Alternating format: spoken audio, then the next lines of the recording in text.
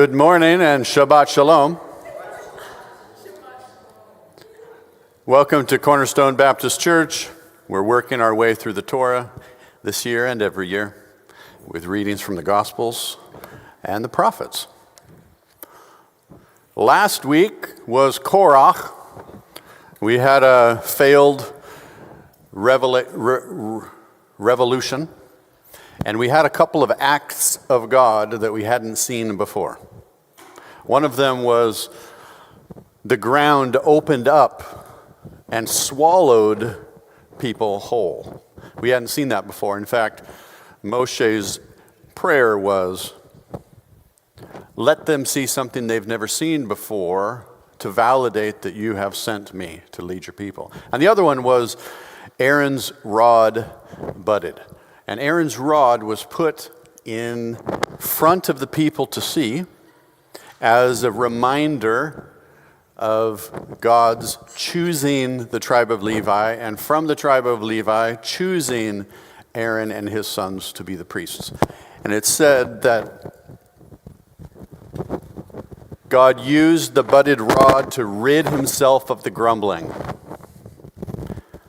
Last week's portion, we think, happened somewhere between about 2 years out of Egypt, and then we're catching up to today, right at 1 year, or about year 40, year 39, year 40. Somehow in today's portion, about 37 or 38 years happen, with some grumblings.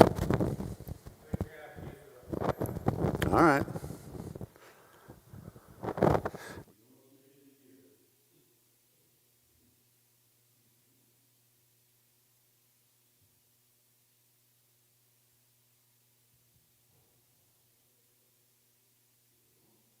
Now is it on? All right. So we're about, somehow in today's portion, 37 years go by, or so. We wondered last week if the Korah portion, we knew it was somewhere between the bookends of a couple years out of Egypt and going into the land. And if you place it somewhere in the middle, which we kind of talked about last week, then this portion goes from that 19 year up until about the 39th year. So about 20 years pass in today's portion. And the question is, did the rod, did the tzitzits, did the ground opening up, did the tithes, did that help rid God of the complaining? Did that help rid Moshe of the complaining? We'll see. I'm going to have to use both hands today. All right, Chukat. Chukat is the 39th reading from the Torah. The word Chukat means statute. The name is derived from the second verse of the reading. Now this statute of the law, which the Lord has commanded, Numbers 19:2. Chukat presents the mysterious laws of the red heifer ceremony for purification after contact with human death. This reading also contains the stories of Moses striking the rock, the death of Aaron and Miriam, and the wars with the Amorites. The portion concludes with the host of Israel encamped on the edge of the promised land.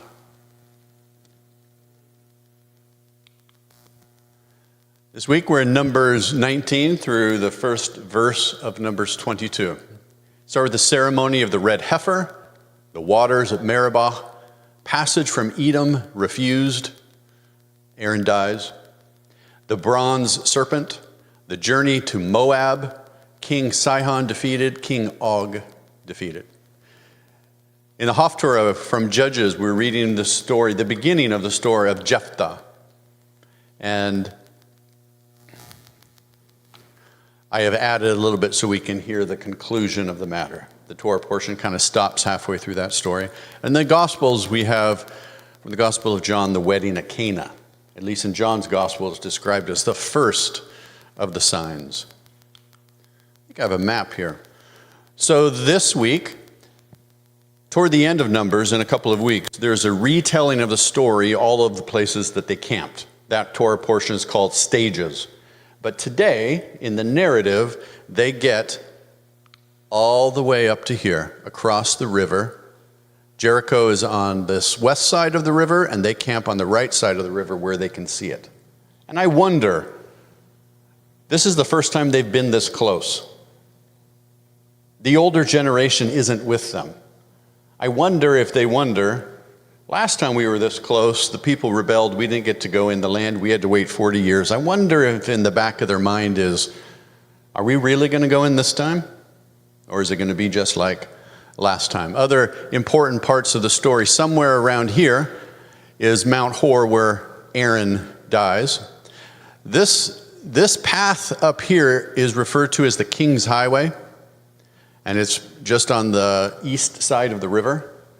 And twice in this portion they ask, can we go through your land? The first time is, can we go through Edom? We're going to stay on the road. We're not going to veer off to the right or the left. We're not going to pick your food as we go through. We'll just stay on the highway. Edom said no, and then later up further north they got told no again. So where did they go? They went further over this way. And it's not very far to the east where you have a mountain range here in Jordan. So I'm not sure, did they cross over that first mountain range and come up this side and around? But they didn't come up this side for sure. So they weren't allowed to use the road, and it says they went around Edom. Let's pray. Father, I thank you for our time this morning together. I thank you for the invitation to join you on your Shabbat.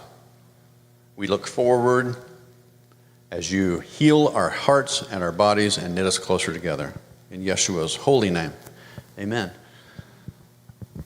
Now Yehovah spoke to Moshe and to Aharon, saying, this is the statute of the law that Yehovah has commanded. Tell the people of Israel to bring you a red heifer without defect, in which there is no blemish, and on which a yoke has never come.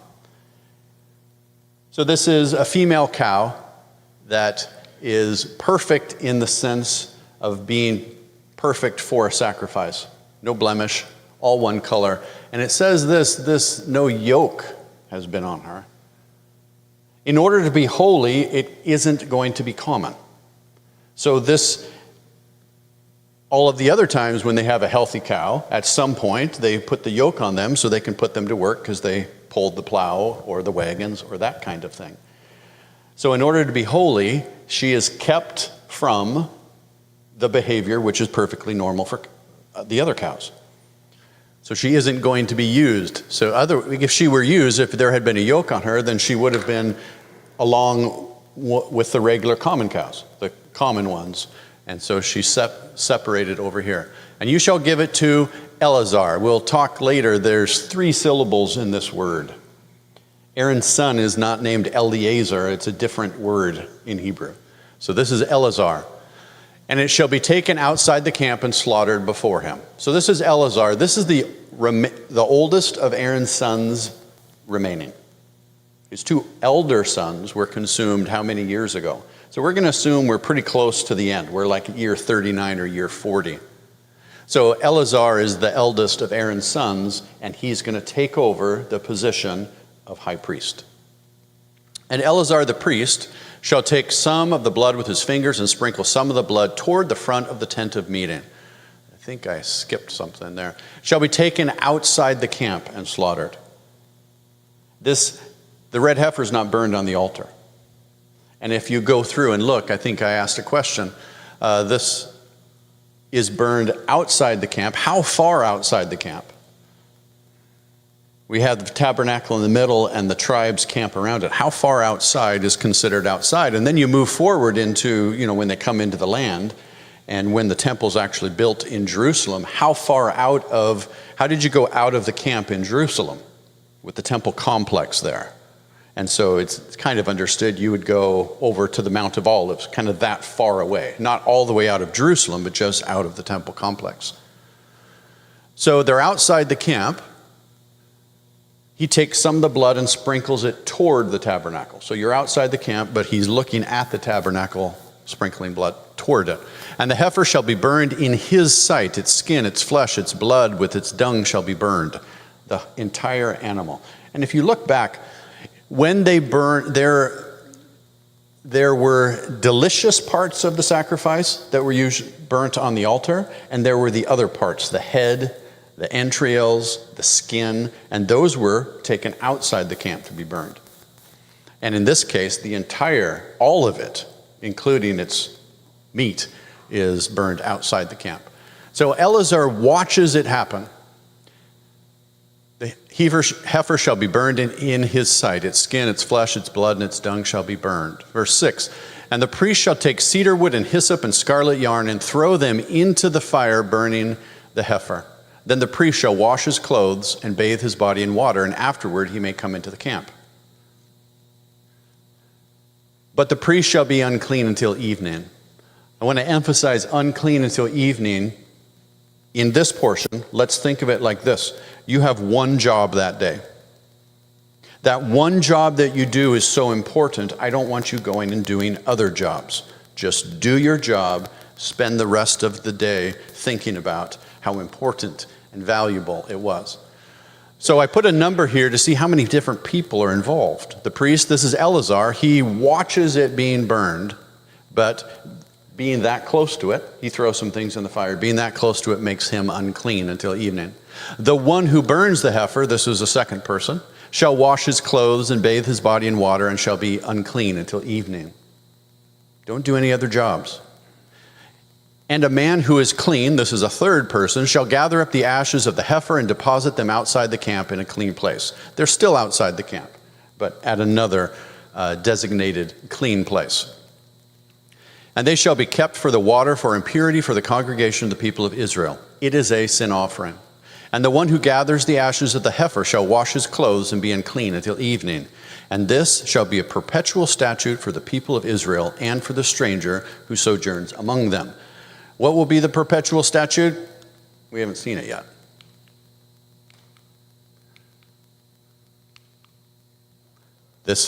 Whoever touches the dead body of any person shall be unclean 7 days. Does it say not to touch the dead body? No. He shall cleanse himself with the water on the third day and on the seventh day, and so be clean. But if he does not cleanse himself on the third day and on the seventh day, he will not become clean. Whoever touches a dead person, the body of anyone who has died and does not cleanse himself, defiles the tabernacle of Jehovah, and that person shall be cut off from Israel. Because the water for impurity was not thrown on him, he shall be unclean. This is the law of someone who dies in a tent. Everyone who comes into the tent and everyone who is in the tent shall be unclean 7 days. And every open vessel that has no cover fastened on it is unclean. If you go into a tent and someone dies, and next to them is an open bag of chips and an open jar of pickles, don't eat them. It makes perfect sense. If it's sealed up, it's okay. Tupperware is okay. But let's look at this for a minute. We often connect being unclean as a bad thing.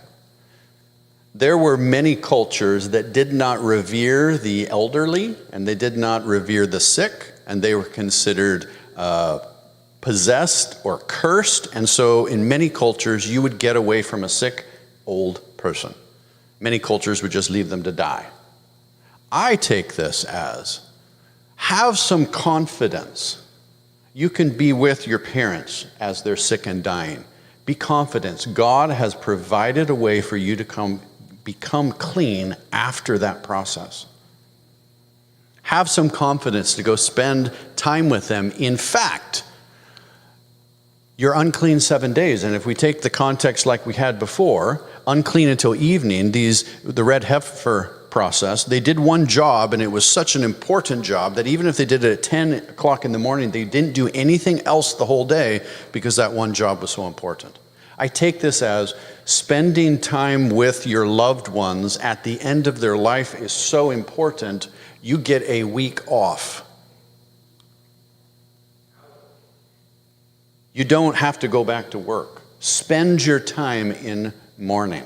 In fact, it goes on to say, whoever in the open field touches someone who was killed with a sword or has died naturally or touches a human bone or a grave shall be unclean for 7 days. For the unclean, they shall take some of the ashes of the burnt sin offering, and fresh water shall be added in a vessel. Then a clean person, this is someone who isn't in the family. They aren't mourning. They weren't around the dead person. This is a clean person from the community. Comes in and checks on them.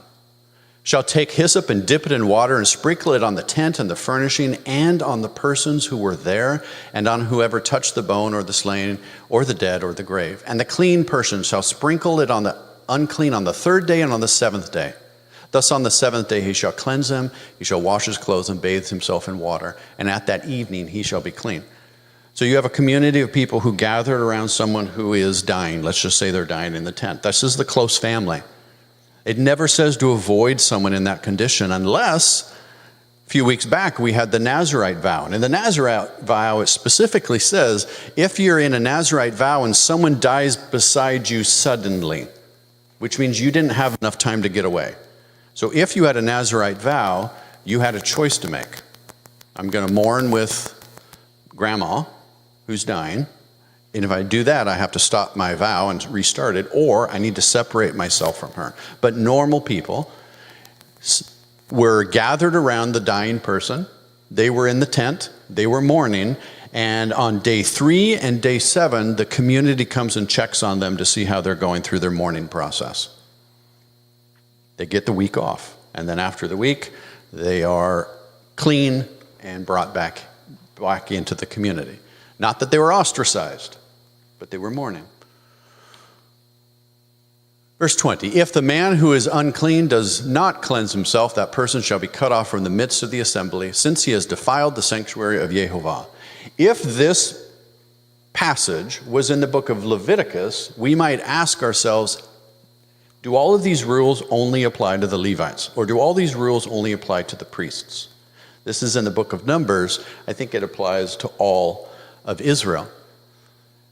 But then it says, if you don't clean yourself, you've defiled the sanctuary. How does, let's say the tent is way out in the tribe of Reuben, and there's some people there who don't have the clean person come and sprinkle them with the blood of the water. How does what they're doing out there in the tribe camp of Reuben, how does that defile the sanctuary? Because the water for impurity has not been thrown on him, he is unclean. And it shall be a statute, that's Chukat again, for them forever. The one who sprinkles the water for impurity shall wash his clothes. The one who touches the water for impurity shall be unclean until evening. I don't know if this, again, 1, 2, there's 2 different people here. Like there's one person who scoops water out of the bucket, gives it to the other person goes and sprinkles it. 2 different jobs. They're both unclean until evening, which means that job is that important. All right.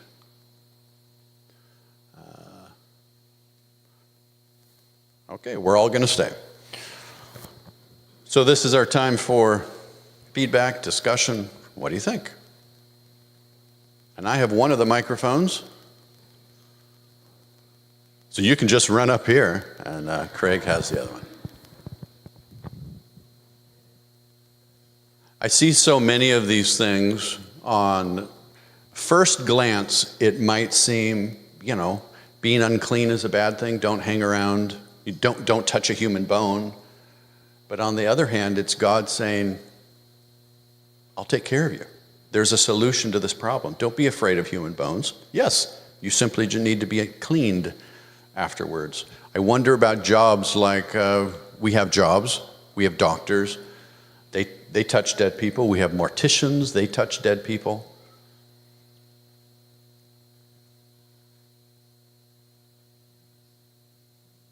All right, Jerry over here. And when you talk, it gives me a break. And I think it's important to remember, while it has daily application, clean, unclean, it's also ceremonially clean, unclean.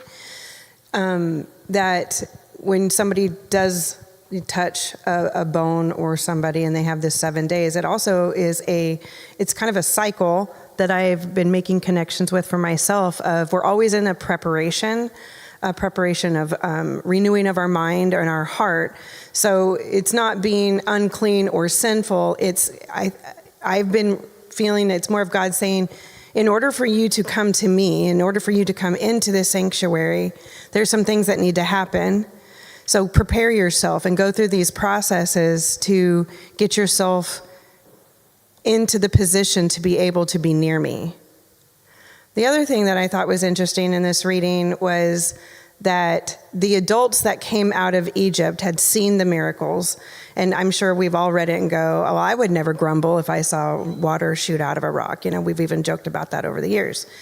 But it was interesting to me that after that entire generation had passed, and there was only Joshua, Caleb, Miriam, Aaron, and Moses left, that the new generation complained. And they complained, I'm sure, based off of what they heard their parents complain about. That scenario of sitting in your house around dinner and complaining, parents complaining about politics or parents complaining about church, people, friends, neighbors. Did you see what they were doing? Did you hear what they did? It was a very good reminder for me that our children are listening. And are the complaints valid or are they borrowed? Yeah, the complaining we have this week is by different people. It's by a different generation. Yeah.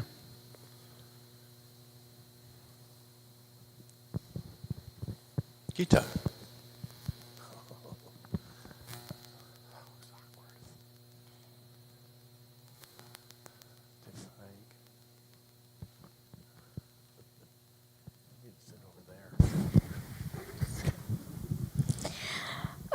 So I appreciate your kind of explaining a little more about the uncleanness and the cleanness and all the steps. And when I was reading it, this was the first time it actually struck me that it was a clean person who went to this unclean person and sprinkled the blood, and it wasn't a priest specifically.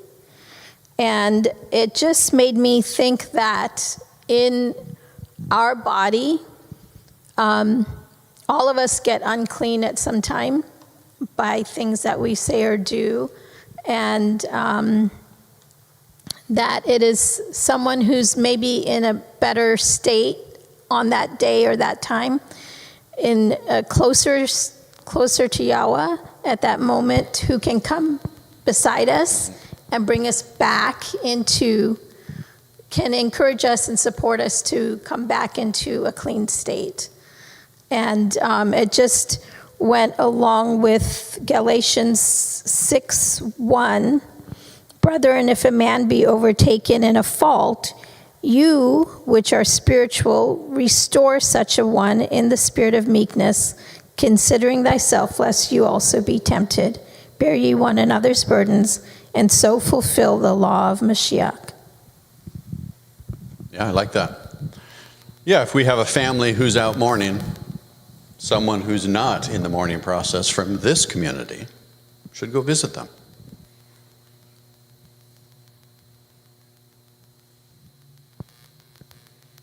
All right.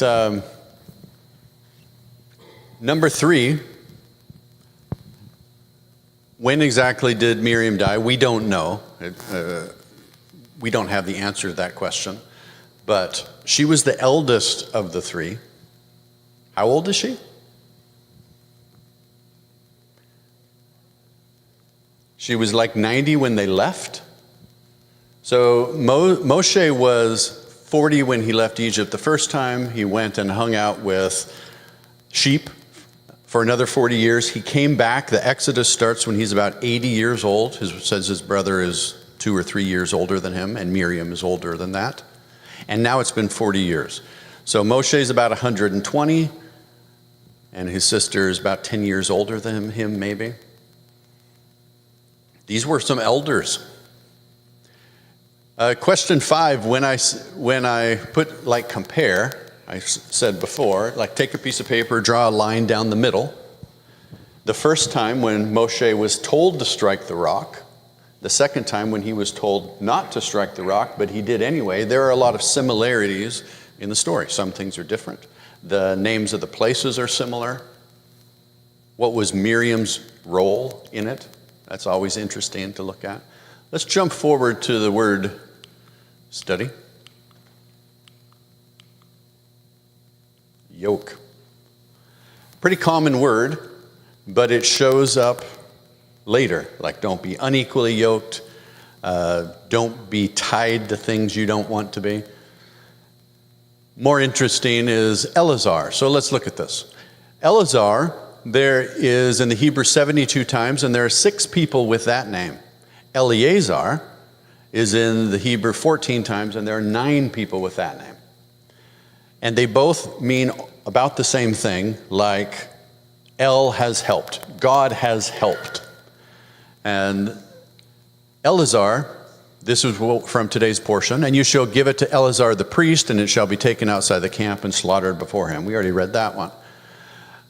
Eleazar, the first person with that name, is Abram's servant.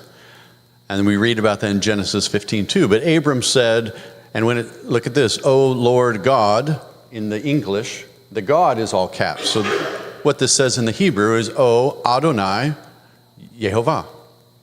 What will you give me? For I am continued childless, and the heir of my house is Eliezer of Damascus. They're close names, but they aren't the same. Fiery serpent. This was a little bit confusing, and I don't know if there's a problem with the software I was looking at, or if there's disagreement in the ancient texts, because the word, sometimes it says fiery serpent, and the word serpent isn't there. It just says this first word. The first word is seraph, and plural of seraph is seraphim, the fiery angels. So in this one, in 21:6, it actually has fiery, which is seraph, and then serpent, which from last week is just Nahash. This word seraph is connected with the fiery snakes here. It's connected in Isaiah with the seraphim, the angels, and then a couple more times talking about a winged serpent that is not a good thing, which is not one of God's seraphim. Jephthah. And I don't know if it's just about how we speak in English, but this is pronounced something like Jephthah, and I can't do it very well.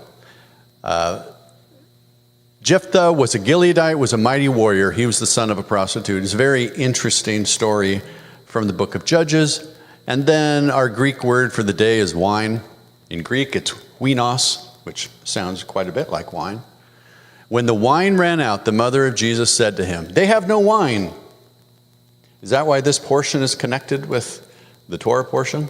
They ran out of water. Here at the wedding, they run out of wine.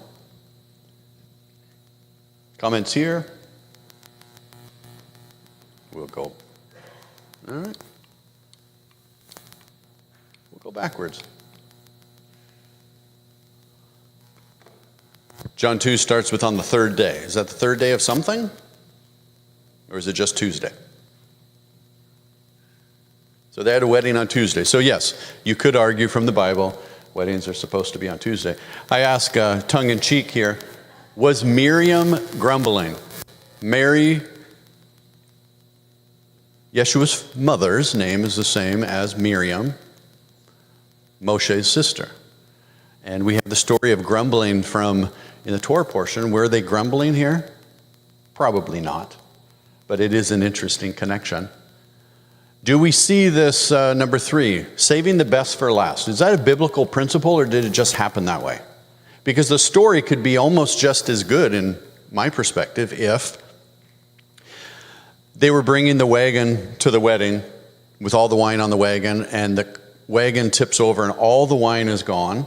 So at the very beginning of the story, Miriam comes to Yeshua and said, they don't have any wine. And then he turns water into wine there at the beginning, and then the good wine is served at the beginning, and then still the people from the wedding would say, this is the best wine we've ever had. We could still have the miracle, but it would have been the wine at the beginning instead of the wine at the end. Is it a biblical principle that the world expects the latter part to be worse, and through God, the latter part can be better? Is that a biblical principle? Do we find that elsewhere? Or just how the story happened to lay out? And then this last one. I don't want to imply that they all got drunk. That's not what I'm saying. But was it real wine? Was it real wine? And if you're at a wedding, and it's probably a weekend wedding, it's a destination wedding, and you're halfway through the weekend, and all of a sudden they bring out wine that is better than you have ever tasted before, do you think you might have an extra glass? It's the best wine that you've ever tasted before, and there's an unlimited supply. There were 7 jars, 30 gallons each. How much is that? That's a lot. What happened to it afterwards? Did they have leftovers? Did everyone get to take some home? Did they try to, pack it up, put it back in wineskins and resell it? What actually happened? And then the $1 million question is, when did it turn from water to wine? Diane. Perhaps it is not the biblical principle to save the best for last, but you get the best when you turn to the Lord. Job makes a very large point that the end of Job's life was greater than the beginning. Caden, we're in the back. Craig?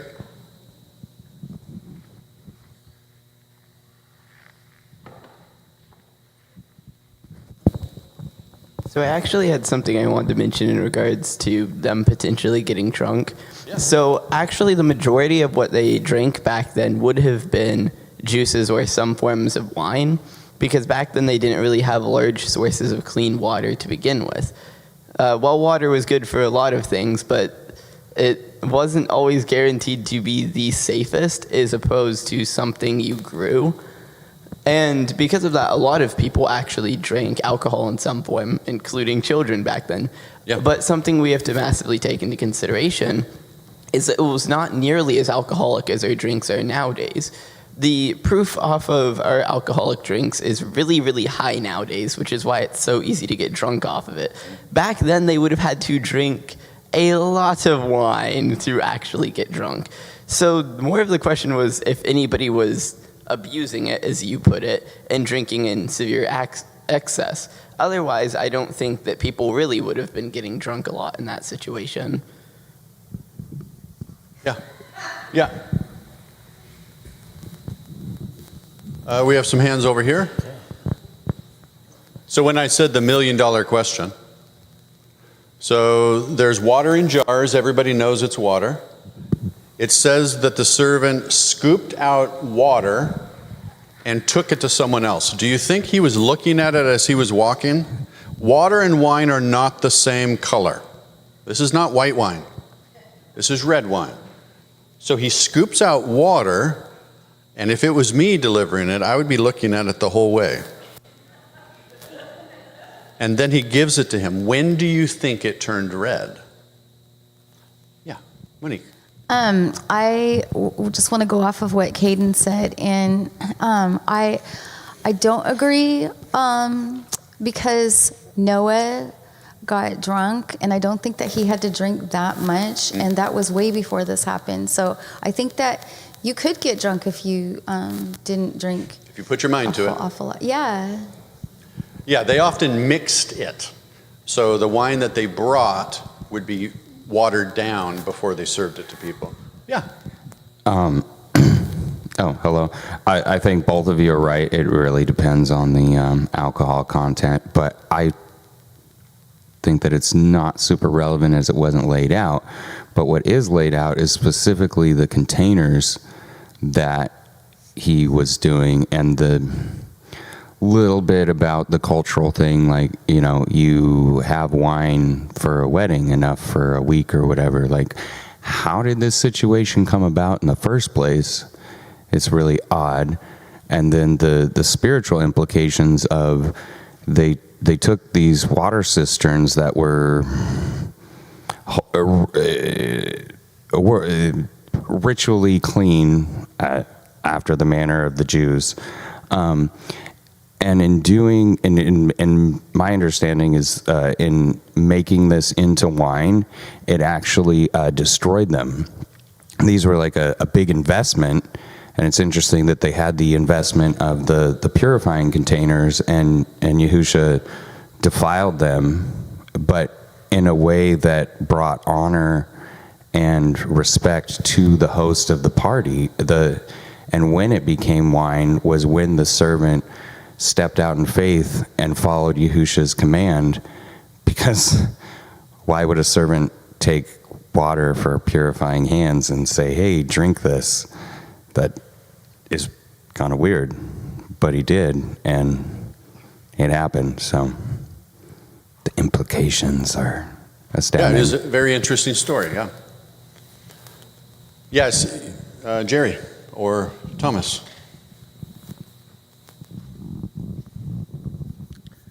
I have the unique situation that I served in Egypt and Israel, and I got to go on the Holy Land tour. And my tour was one of the few groups that got to go to Bethlehem and Canaan. And one of the lessons I learned in Canaan was on this. Mm-hmm. And one of the things that they brought up was, for them in that culture, the focus isn't on the alcohol, because I've tried the wine. It is very strong that they drink. It's not the alcohol or how much they drink. That's what they focus on. It's the fact that the wedding planners didn't properly prepare, and they had to, as you brought up, has been brought up at the end, they had to rely on God to bring the best. But because they didn't properly prepare, Yeah, it was an oversight or a mistake. yeah, that they went into that situation, and it was a great disgrace to the family that they ran out. So that's why Jesus did it in secret, so the family could keep face while relying on him. Jerry. I'm going back to Deuteronomy 14 when it was talking about every year going back to the Moedim when Abba was talking about what you are going to be bringing as your tithe, and it said to convert your money, take whatever money you have and go to Adonai, the place that he will choose, and exchange the money for anything that you want: cattle, sheep, wine, and other intoxicating liquor. So that helps me understand that there are other intoxicating liquors, so that wine would have had some type of either medicinal purpose, which would be not water. So at that point, there was a value placed on it with a knowledge that it is definitely different than water, and it had implications for usage because they are separate. So Yeah, it is interesting to go through and study the different words. So I am under the impression sometime between he scooped out the water, which it says water, it repeats. This is John 2:9. But when the master of the feast had tasted the water that had become wine and did not know where it came from, though the servant who had drawn out the water knew.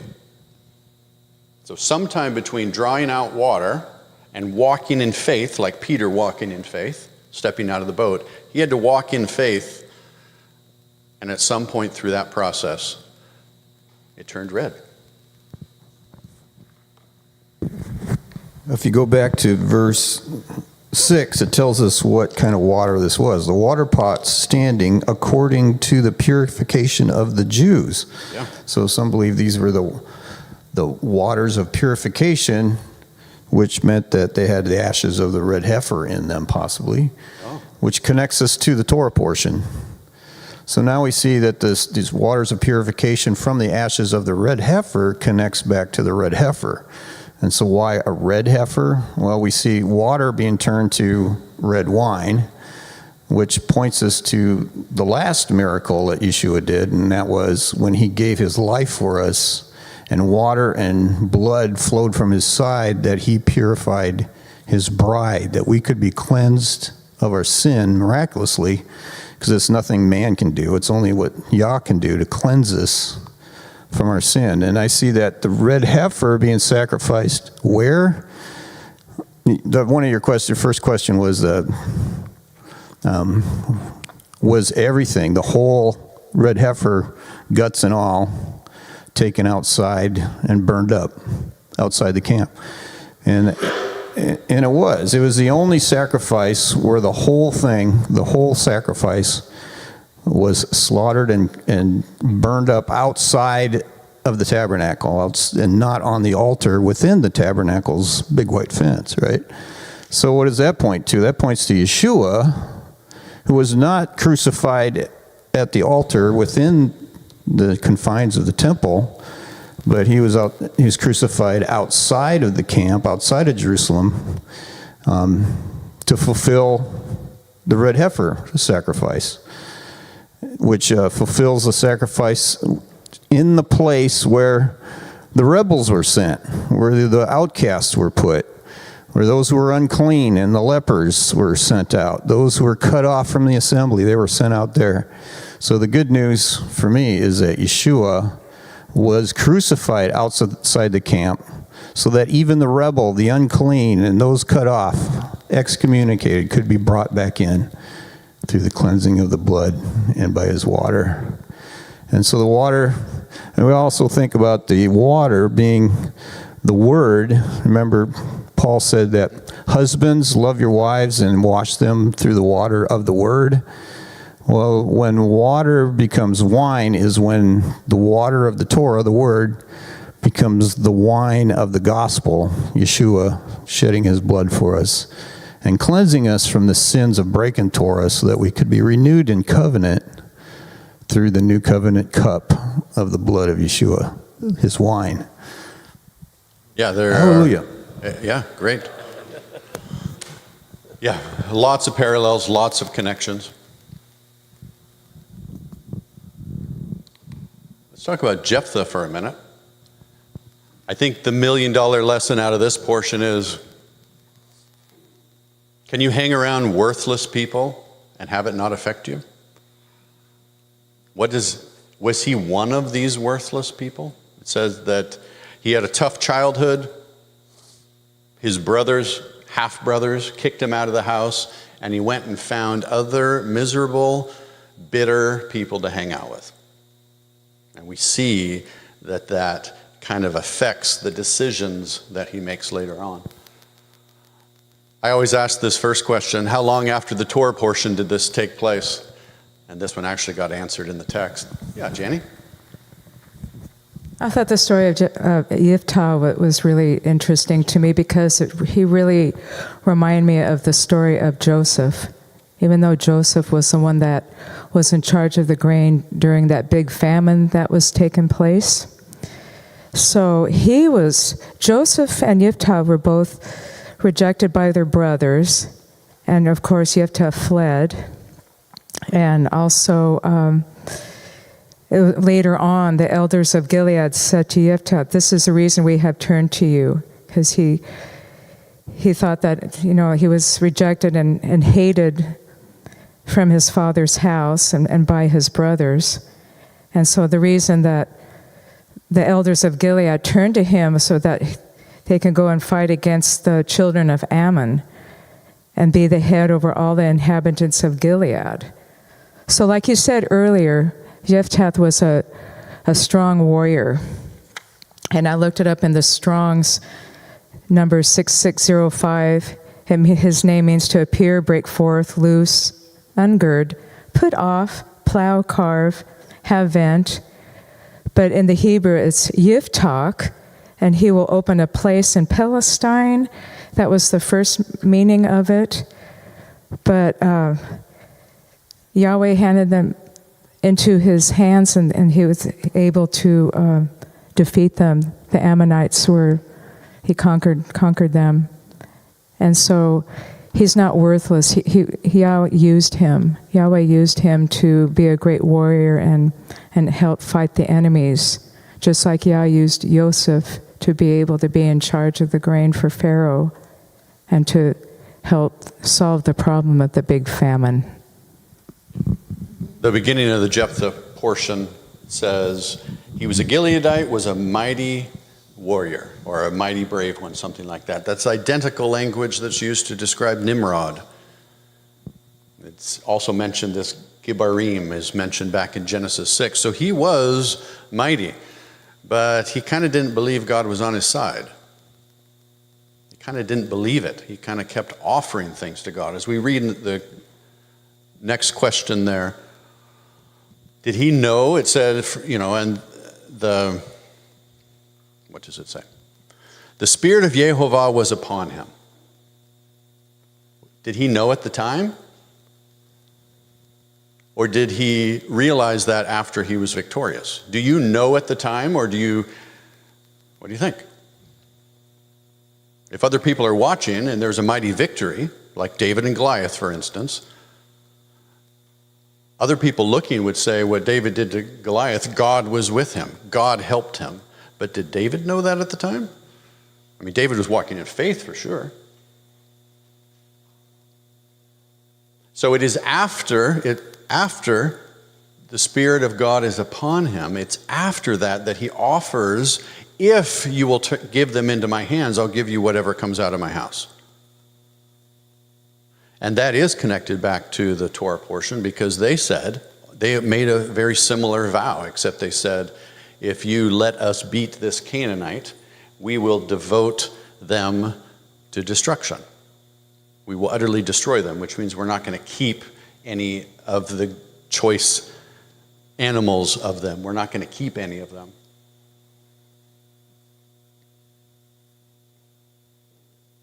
How did this story end? What's your name again? Yeah, up front.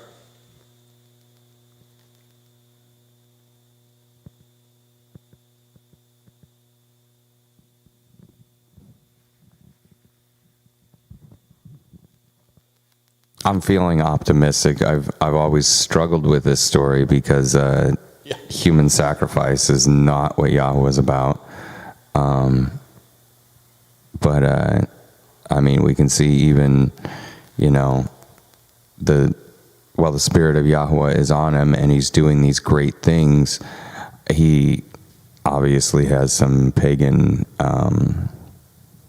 inclinations, as it's never a command to sacrifice somebody to Yahweh. But it's definitely encouragement. One, that they weren't always perfect back in the golden age. And two, we should really watch what comes out of our mouths, even in a heightened state of spirituality. I don't exactly understand the question outside of the text, though.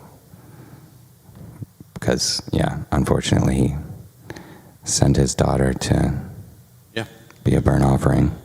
And there's debate, and I'm okay either way, whether she lost her opportunity to be a mother and a wife because she, became like Samuel, became a nun, basically, or if she was actually killed. I'm okay either way, and there's arguments on either side, but she didn't get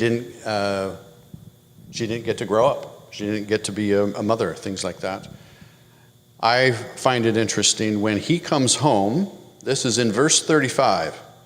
And when he came to be, when he saw her, that he tore his garments and said, "Oh, my daughter, you have brought me low." It's a blame statement. He's blaming his daughter for what happened instead of realizing that, he set those things in motion.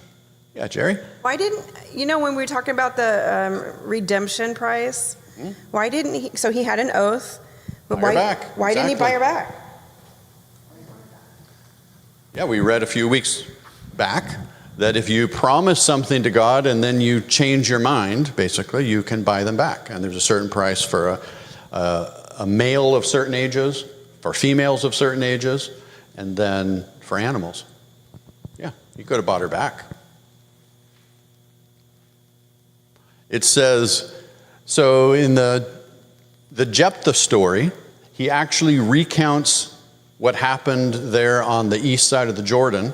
He recounts that story from Numbers. So we would call it a parallel passage. Whenever we read something in Numbers, often the same story is told again in Deuteronomy, or sometimes it's retold later on. When you read one of the stories, it's good to read all of the stories. The story of Jephthah, as you go through it, he tells, our God gave us this land, took it from you and your God. He's arguing with the king of Ammon. He's retelling the story. And in that story, he said, it's been 300 years. So that's how we get 300 years. Going back on another one.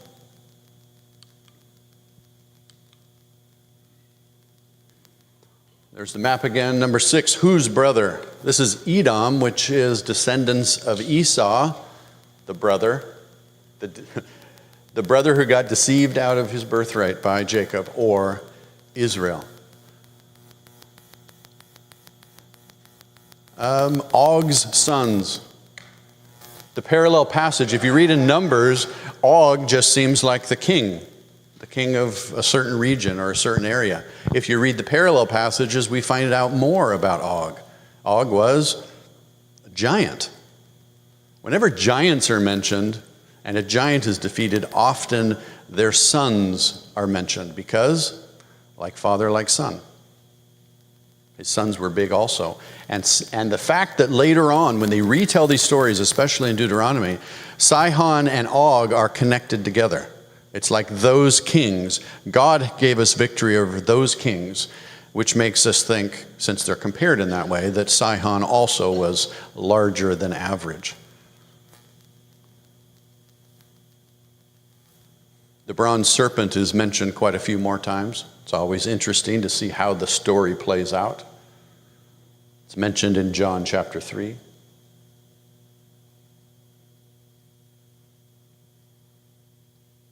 What else?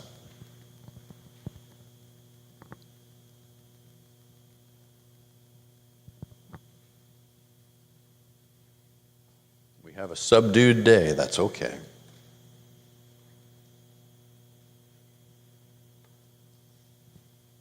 When I think about Jephthah, Laura up front, when I think about Jephthah, just like all of us, God used him in spite of his behavior. But when you leave home, when our kids leave home and go to college, it tells us a lot about their mind state, the kind of friends that they hang out with.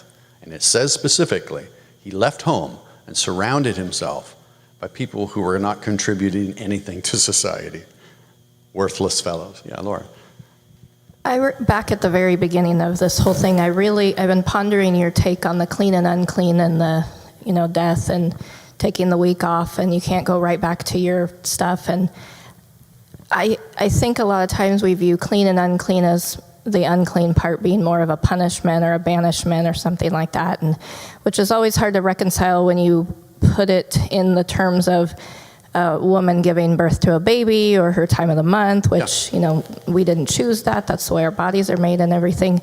But when you put it in the light that you put it in, it totally changes that idea of unclean not being a punishment, and the way you verbalized it in regards to your family dying or whatever, that it's like a set apart time almost to be away from your duties, away from your responsibilities in order to mourn. And I never connected the unclean part with mourning, but I always recognized that when was it Abraham who was told to mourn for 30 days, that they put meaning in the Bible, in the Old Testament, into mourning differently than we do in our cultures now, in our current culture. But I never connected that part to it also. And that's pretty awesome. Yeah, thank you. Yeah, how many have gone to a doctor's appointment and it was hard to go back to work afterwards? Same kind of thing. You go visit someone in the hospital who's really sick.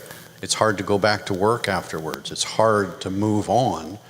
So don't move on. Some things are that important. Kevin, up front.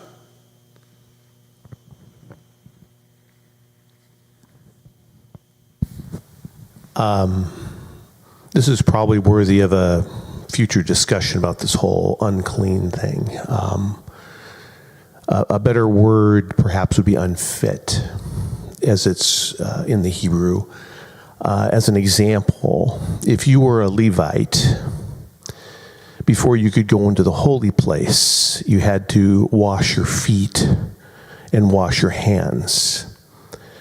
If they did not do that, they were ceremoniously unfit. Didn't mean they were sinning or had sinned per se, but there are things that, at least in the Torah, were commanded, and giving birth is a perfect example. That wasn't a sinful thing at all, obviously. It was a glorious thing.